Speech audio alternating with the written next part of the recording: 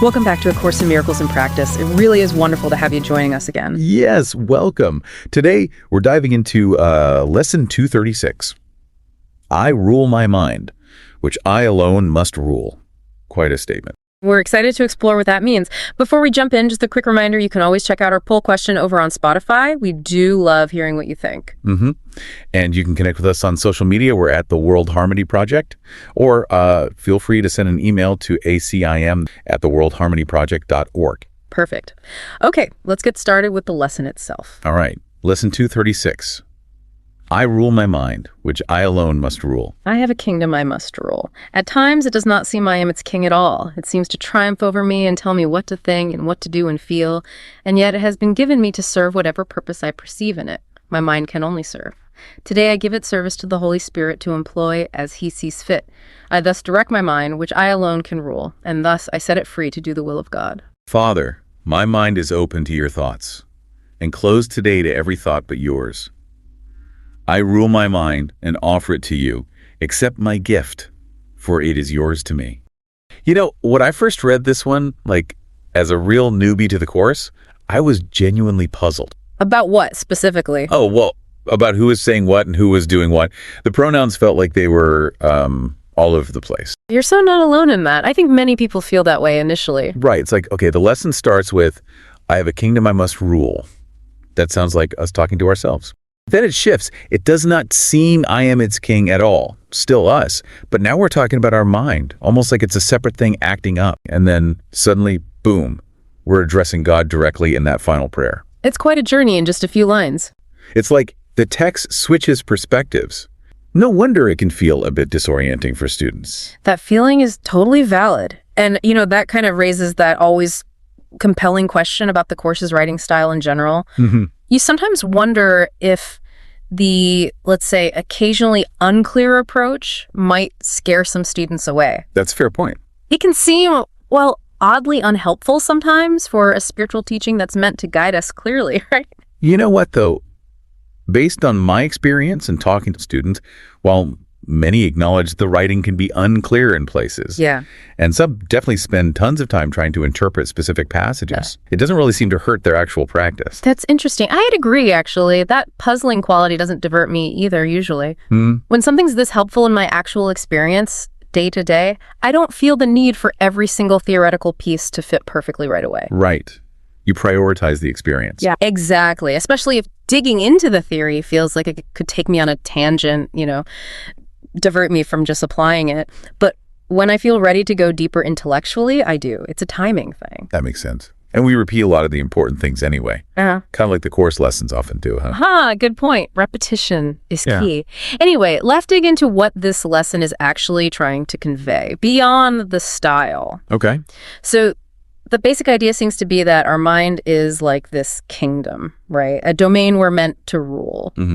But often it really feels like it's ruling us instead through all those unwanted thoughts or sudden emotions, reactions. Oh, definitely. It feels like you're just swept away by them sometimes. And that brings us to a really core concept in the Course, doesn't it? This whole idea of mind versus ego. Yes, absolutely fundamental. And for beginners, it might seem like these are two completely different things inside us. Right, like two opposing forces. But the Course makes a very specific distinction. It's not really about two separate entities. Can you unpack that a bit? Well, the ego isn't seen as separate from the mind. It's more like a mistaken use of the mind, a collection of thoughts and beliefs the mind has sort of adopted. So when the lesson says your mind seems to triumph over you and tell me what to think, that's the mind identified with those ego patterns.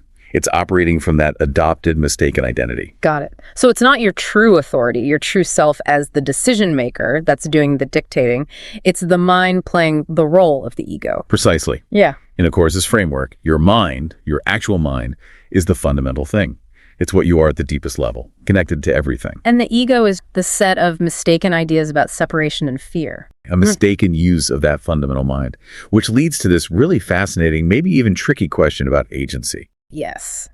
If you are the one choosing between the ego's thoughts and the Holy Spirit's guidance, what exactly is the you that's doing the choosing? The one that's distinct from the mind being used by either the ego or the Holy Spirit? That's the million-dollar question, isn't it? The explanations are kind of scattered throughout the text. And sometimes seem a bit contradictory. They could feel that way, yeah.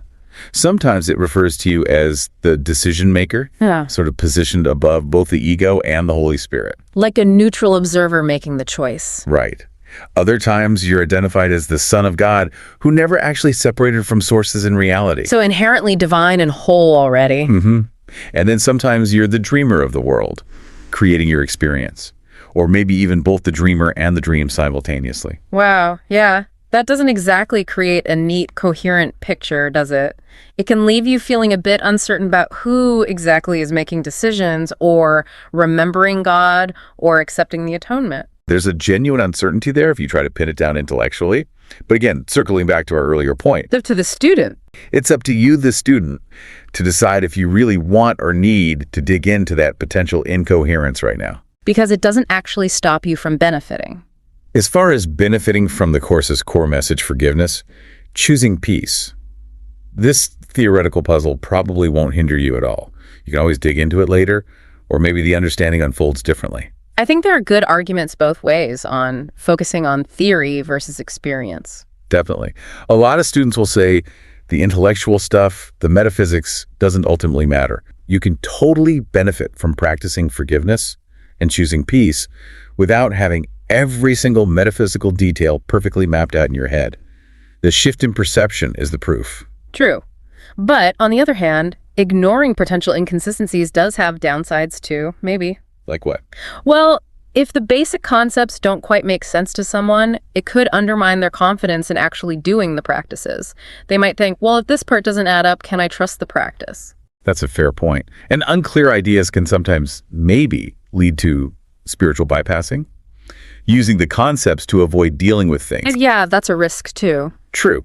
So maybe the sweet spot is taking what's psychologically useful, what really resonates and helps shift your experience, and not worrying quite so much about whether the theology all adds up perfectly like a mathematical equation. I lean towards that. A lot of the course's core insights about projection, peace, forgiveness. Sometimes you just have to let things unfold naturally in your understanding instead of trying to force yourself to analyze something that's already working for you on an experiential level. Trust the process. Okay, now to pivot slightly, here's what really gets me about this particular lesson. The confidence it shows. Like the tone feels different. It feels like we're no longer being treated quite like absolute beginners. The lesson sort of assumes we've learned enough on this journey Yeah, that we can actually make this choice and really mean it. Like we've developed some discernment. exactly. And look at the prayer at the end. My mind is open to your thoughts and closed today to every thought but yours. There's something almost, I don't know, matter of fact about how it's stated. Yeah, it's not asking, please help me close my mind to the ego. Right. It implies a shift in our own self-perception, a sense of empowerment. Though I also sense almost a kind of wink and a nod in the text here. Oh, how so? It says, I have given you this mind to serve whatever purpose I perceive in it, acknowledging our freedom. But there feels like this underlying trust, maybe from the divine perspective, saying, I know you're going to do the right thing eventually. Oh, it's like giving a child options when you're actually pretty confident they'll pick the one that's genuinely good for them. Because they'll learn through experience. Right. The freedom to choose is totally real, but there's this underlying trust. Once you've seen the difference between ego and peace. The decision becomes kind of obvious. Yeah, pretty much. And importantly, if we do go the wrong direction, choose the ego's path for a bit. We're not going to be punished by God. Crucial point. We will likely suffer consequences. Sure, things might feel painful or difficult, but those consequences themselves will lead to learning. They're feedback. So we can't blame God for those painful outcomes. They're part of the learning process we chose, consciously or unconsciously. And that completely reframes the whole experience of making mistakes, doesn't it? Totally. Instead of being evidence that we failed or that God is somehow displeased, difficult consequences just become part of the curriculum. They're just information, not condemnation. Like touching a hot stove, the pain tells you something important. It's such a different model. God becomes like this incredibly wise, knowing parent, still there, always ready to catch you when you fall, providing opportunities for growth and responsibility. But without any of the fear of judgment or punishment. Right. All the growth, none of the fear. That's a pretty radical reimagining of the divine relationship compared to many traditional views. Okay, so that leads to another maybe slightly puzzling phrase in the prayer at the end. Which one? Accept my gift, for it is yours to me. Why does God consider our opening our mind to him a gift? especially if it's already his? Yeah, that's a great question. I think maybe our willingness to open our mind isn't about creating something new for God, because God lacks nothing. It's more like we're removing the barriers we put up.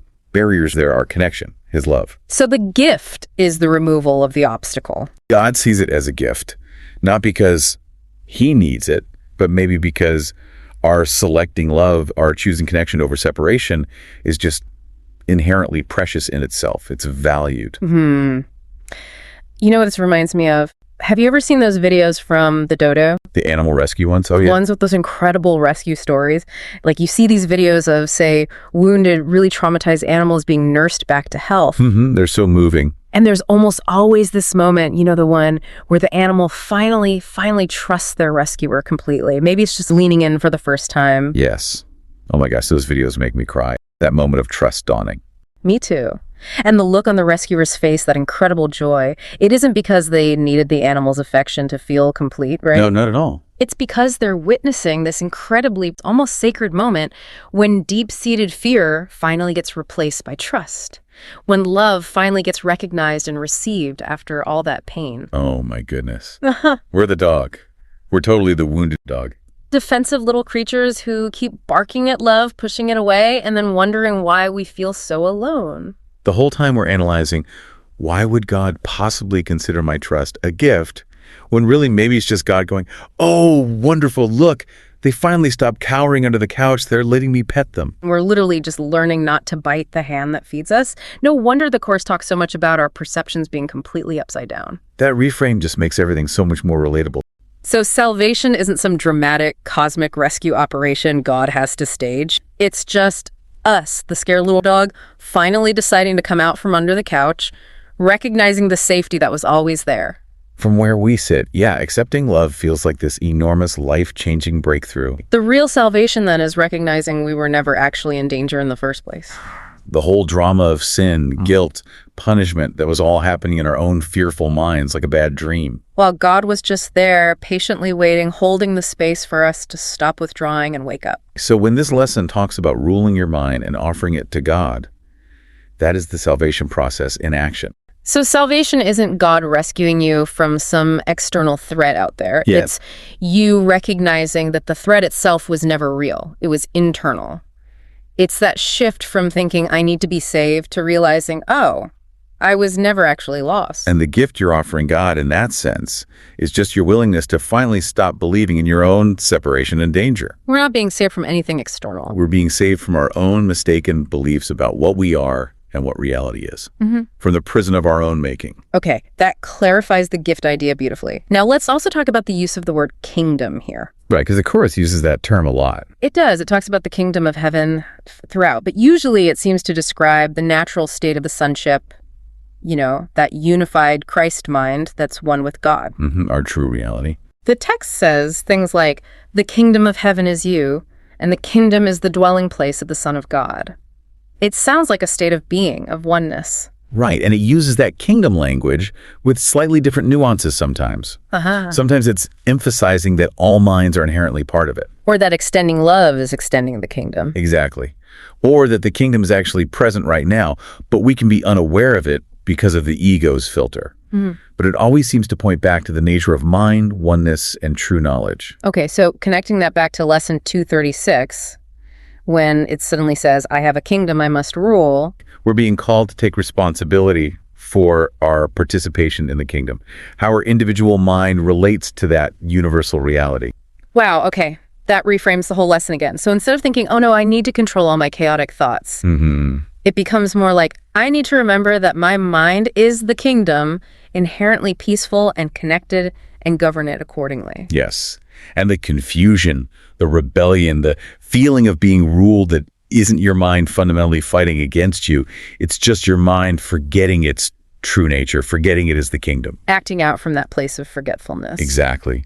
Which brings us right to that fascinating paradox nestled in the lesson. The idea that you rule your mind. By giving up control to God. Okay. Or the Holy Spirit. That seems totally contradictory at first, doesn't it? It really does. How can you rule if you're surrendering? But the lesson itself shows us how. Look at the lines. Today I give its service to the Holy Spirit, to employ as he sees fit. I thus direct my mind, which I alone can rule. The act of giving its service to the Holy Spirit is the directing. That is the ruling. That's how I read it. You exercise your authority as the ruler by making the executive decision to delegate the moment-to-moment management to the wiser council. It's like you're making the highest level strategic decision about how your kingdom should be run. And that decision is alignment with the Holy Spirit. Precisely. The choice to surrender the ego's frantic control is the ultimate act of ruling your mind wisely. You know, it's kind of like the difference between trying to swim upstream in a river versus choosing to turn around and flow with the river's current. Go on. Well, the ego's version of ruling your mind is like frantically paddling upstream, like exhausting yourself, fighting the natural flow, trying to force things your way. That feels familiar. Yeah. But when you give your mind service to the Holy Spirit, it's like recognizing which direction the river naturally flows towards pace, towards God, and choosing to consciously work with that current. So the power isn't in the struggle against the current. It's in the alignment with the current, letting it carry you. Exactly. And even when you're flowing downstream, you're still making choices. You're still participating. How so? You can navigate around rocks. You can steer towards a certain bank. You can respond to what comes up along the way. You're actively participating, but within the natural movement, rather than fighting it tooth and nail. That makes so much sense. And that also helps explain that other tricky phrase, which I alone must rule. Right, because after talking about surrender, that sounds like another paradox. It does. But if we use the river analogy... Nobody else can choose for you to stop fighting the current. Exactly. Nobody else can make that fundamental decision for you to turn around and choose to flow downstream with the Holy Spirit instead of upstream with the ego. Okay, wow. So we've really unpacked the lesson's core ideas. The kingdom, the ruling, the surrender, the gift. How do we make this practical? Like day to day. Right, the in-practice part. This lesson actually gives us a really lovely, accessible framework, I think, almost like a little mental routine. Okay, I like routines. What's involved? We can think of it maybe as 5 steps you can use anytime you feel your mind getting unruly, when the ego seems to be staging a coup in your kingdom. Perfect. Lay it on me. Step 1. Step 1, pause and notice what's happening. This is so basic, but so crucial. We get swept away so easily. So just stop, take a breath, and just notice the thoughts swirling. Notice the feelings bubbling up. Are you anxious, irritated, judgmental? Just observe without adding more fuel to the fire. So if I'm stressing about a deadline, just pause and see, okay, there's the stress thought, there's the tight feeling. Exactly. No judgment, just awareness. That pause itself creates a little bit of space. Okay, I can see that. What's step 2? Step 2, once you have that little bit of space, just softly internally repeat the main idea. I rule my mind, which I alone must rule. Or maybe the prayer part. Or the prayer part, yeah. My mind is open to your thoughts, and closed today to every thought but yours. Whatever resonates. It's not about forcing anything. It's just a gentle reminder of your true authority and intent. Reasserting your position as the ruler, not the subject of the thoughts. Okay, so you've gently reminded yourself of your role. But what if the feeling, the stress, is still really strong? Yeah, what then? Do I try to squash it? No, definitely not. That leads to step 3. Acknowledge how you feel. This is super important. Don't resist or deny what you're actually experiencing right now. If you're feeling anxious, just acknowledge it kindly. Okay, I'm noticing anxieties here right now. If it's frustration, frustration is present. It's about acceptance of the experience, not necessarily agreement with the story behind it. Like validating the shelter dog part of you that's feeling scared or upset. Beautifully put, yes. It prevents that spiritual bypassing where we pretend we're not feeling what we're feeling. It makes the process authentic. Okay, that makes sense. So notice, remind, acknowledge. What's next? Step 4, ask the Holy Spirit for help. This is the act of surrender, the delegation we talked about. The core of the paradox. Exactly. Internally. Just sincerely invite guidance. You could say something simple like, Holy Spirit, I give this feeling thought pattern to you. Please show me your perspective. Or, Father, I offer my mind to you. How would you have me see this? It doesn't have to be fancy words. Not at all. It's the willingness behind it. The genuine desire to see differently. It's handing over the reins for this particular situation. Okay, got it. And the final step. Step 5, rest a moment. After you've made that internal request, that offering, just be still for a moment. Don't jump right back into thinking. Try not to. Don't immediately start analyzing or planning or trying to figure it all out yourself again. Just rest in that open space you've created. Be receptive. That stillness allows the Holy Spirit's guidance, the different perception, to surface. It might not be a lightning bolt. It could be a subtle shift, a feeling of peace, a new idea, maybe just a sense of release from the intensity. You're creating the quiet space needed to hear the answer that's already there. Pause, remind, acknowledge, ask, rest. That's actually very doable. Right. It takes these profound ideas and makes them into a concrete practice you can use anytime, anywhere. What a wonderful way to really integrate this lesson. It moves us from feeling overwhelmed to feeling, well, like the rightful ruler of our own inner kingdom, choosing peace. Choosing peace through that wise surrender. Yeah. Letting our true peaceful nature shine through our daily choices, one thought, one moment at a time. It really is like learning to step out from under the couch and trust the love that's always been there. That's the journey. And we really support you, the listener, in taking these steps and practicing this lesson and trusting that process. Thank you so much for joining us today as we explored Lesson 236. It's always such a rich experience. We hope something resonated with you. We'd love to hear about it if you feel like sharing. Thanks again for being with us. Keep practicing. Keep choosing peace. Your mind is your kingdom to rule with love.